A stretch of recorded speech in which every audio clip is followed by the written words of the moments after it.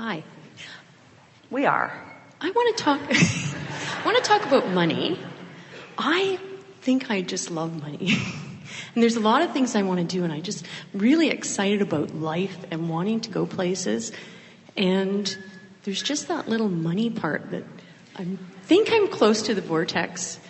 But somehow I thought, maybe if I try for a lottery, that might be the way to go. But then there's the resistance part of seeing it all the time and seeing the lottery change all the time and not know when to go and buy a ticket. Well, you're making it more complicated than it needs to be, because all day, every day, you put your requests into your vortex. Mm-hmm. So the only thing that is keeping you from having the money that you've requested is your awareness that it isn't there yet. So you have to find a way of distracting yourself from what isn't working. In other words, you have to find a way of distracting yourself from your awareness that the money isn't there. In other words, you can't vibrate on the not enough money into the stick and the enough money into the stick at the same time. In other words, do you realize that you have, through life, you have put many requests into your vortex? Do you realize that? Well, I hope so. And do you realize that every time you feel discouraged, or every time you feel afraid, or every time you feel annoyed, every time you have a conversation that there isn't enough, that you are actually practicing a vibration of not enough? Do you know about affirmations? Yes. Do you know that you're not different from most people, but you are offering more affirmations about not enough money than you are about enough money? I kind of try not to think of the reality that people call and say, you need to give me money. But hear what we're saying. In other words, you have to practice your vibration. And in other words, if you say, I want more money, but I don't have enough, but I want more money, but I don't have enough, but I want more money, but I really like to have more money, but there isn't enough, or then you just keep going back and forth, and you don't practice any vibration that makes for any difference in your experience.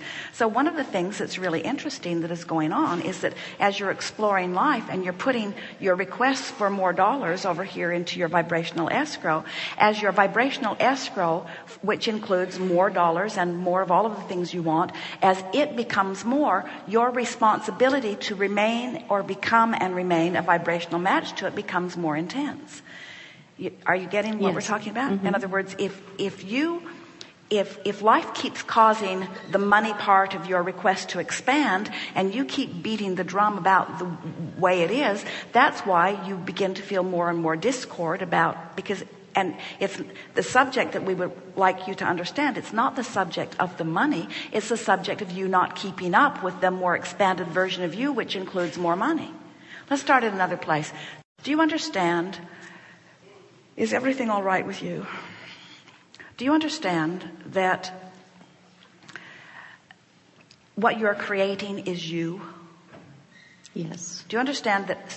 So you're creating a more prosperous you. You're not creating money. You're creating a more prosperous you. You're creating a more abundant you. You're creating a you with greater ease. You're creating a you with greater opportunity. You're creating a you with more opportunity for more fun. It's you. You are the expander of you. You are the creator of you see. So when we say that this vibrational reality exists, it is a reality that exists, and it's not just a reality that exists, it's a vivid reality that exists. It's the larger part of you that exists in it, and you really owe it to you to keep up with it.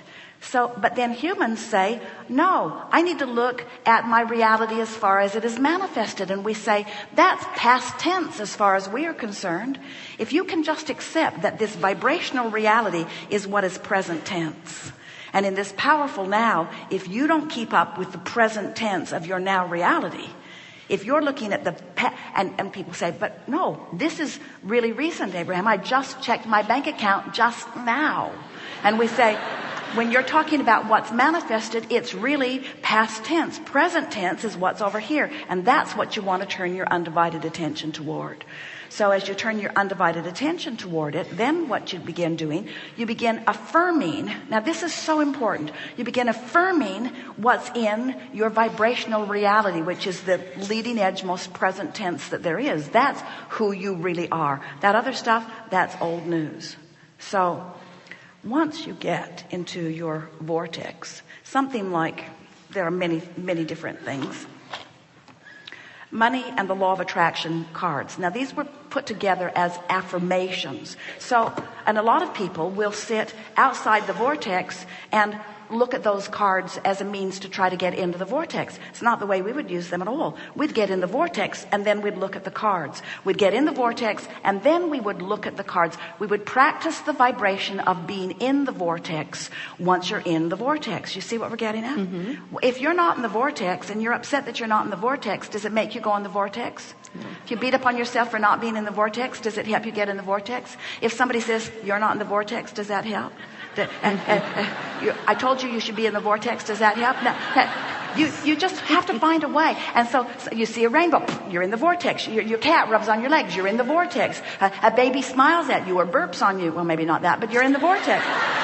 So now you're in the vortex. Now when you realize that you're in the vortex, now do something about practicing the vibration. Why am I in the vortex? What is it about this moment in time? Jerry and Esther are doing this all the time. What is it about this moment in time that feels so good?